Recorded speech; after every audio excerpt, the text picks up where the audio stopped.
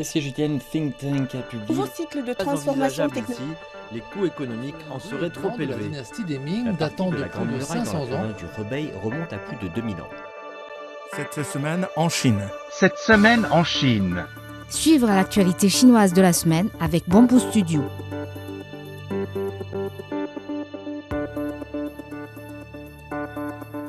La Chine a alloué lundi en urgence 180 millions de yuan, environ 26,5 millions de dollars, de fonds centraux de secours en cas de catastrophe naturelle pour soutenir 6 provinces dans leurs efforts de contrôle des inondations et de secours après les typhons.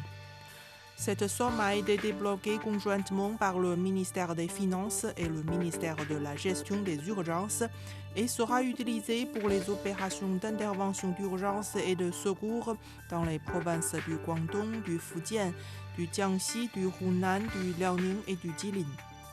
Ces fonds interviennent alors que plusieurs typhons, accompagnés de fortes pluies torrentielles, ont récemment frappé la Chine et touché de vastes régions dans le sud, l'est et le nord-est du pays, provoquant de graves inondations et des catastrophes géologiques.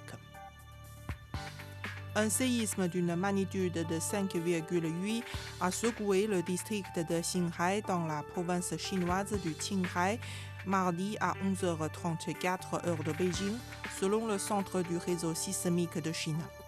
L'épicentre, situé à une profondeur de 10 km, a été localisé à 35,35 degrés de latitude nord et 99,58 degrés de longitude est, a indiqué le centre. Ce séisme est survenu environ 18 minutes après une première secousse de magnitude 5,7 qui avait frappé le même endroit, a ajouté le centre.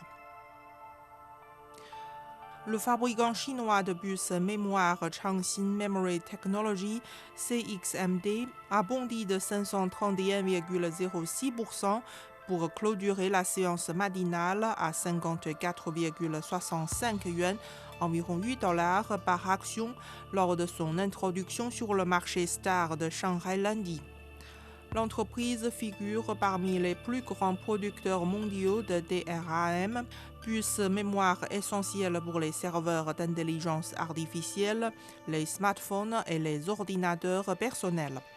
Selon la société, CXMT devrait générer un chiffre d'affaires opérationnel entre 110 et 120 milliards de yuan au premier semestre de cette année, avec un bénéfice net attribuable aux actionnaires de la société mère s'élevant à un moment compris entre 50 et 57 milliards de yuan. L'équipage de Shenzhou 23 a récemment achevé une étude sur les changements du microbiome intestinal à la suite d'un vol spatial de longue durée, alors que les 3 astronautes ont atteint leur 60e jour en orbite à bord de la station spatiale chinoise. À l'aide d'un spectromètre Raman spatial, l'équipage a mené des recherches sur le microbiome et le métabolisme nutritionnel afin d'analyser les modifications de la flore intestinale et leurs effets sur le métabolisme des nutriments dans des conditions de vol spatial prolongées.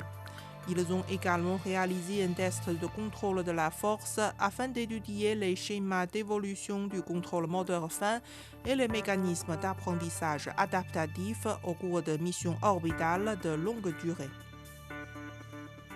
Les sites de l'industrie de la porcelaine artisanale de Jingdezhen ont été inscrits samedi dernier sur la liste du patrimoine mondial de l'UNESCO, comblant ainsi une lacune de longue date concernant le patrimoine lié à la porcelaine.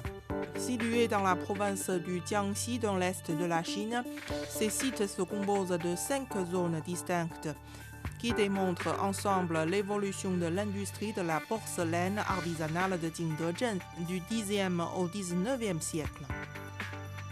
Les mathématiciens chinois Wang Hong et Deng Yu ont reçu le 24 juillet la médaille Fields lors de la cérémonie d'ouverture du Congrès international des mathématiciens à Philadelphie aux États-Unis, une première pour les mathématiques chinoises. Décernée tous les 4 ans par l'Union mathématique internationale, la médaille Fields est considérée comme la plus haute distinction en mathématiques. Les infrastructures de recharge des véhicules électriques ont connu une expansion rapide en Chine au cours du premier semestre 2026, le total atteignant désormais 23,06 millions à la fin du mois de juin, soit une hausse de 43,2% sur un an, selon les données publiées mardi par l'Administration nationale de l'énergie. Sur ce total, plus de 5 millions de bornes de recharge publiques ont été recensées, soit une hausse de 22,3% par rapport à l'année précédente. Les bornes de recharge privées ont atteint 18,05 millions, enregistrant une forte progression de 50,4% en base annuelle. La demande de recharge pendant les jours fériés n'a cessé de croître, à l'image des congés du 1er mai dernier. Le volume moyen quotidien de recharge sur les autoroutes a atteint 18,99 millions de kWh, en hausse de 14,09% par rapport au congé de la fête du printemps de cette année. Les trains de marchandises Chine-Europe ont effectué plus de 130 000 trajets et transporté des marchandises d'une valeur totale supérieure à 520 milliards de dollars, selon les dernières données officielles publiées mardi. En juin 2026, le taux de remplissage des conteneurs des trains de marchandises Chine-Europe s'était maintenu à 100% pendant 46 mois consécutifs. En termes d'efficacité du transport, la durée totale du trajet entre Xi'an en Chine et Duisbourg en Allemagne a été réduite à seulement 11 jours.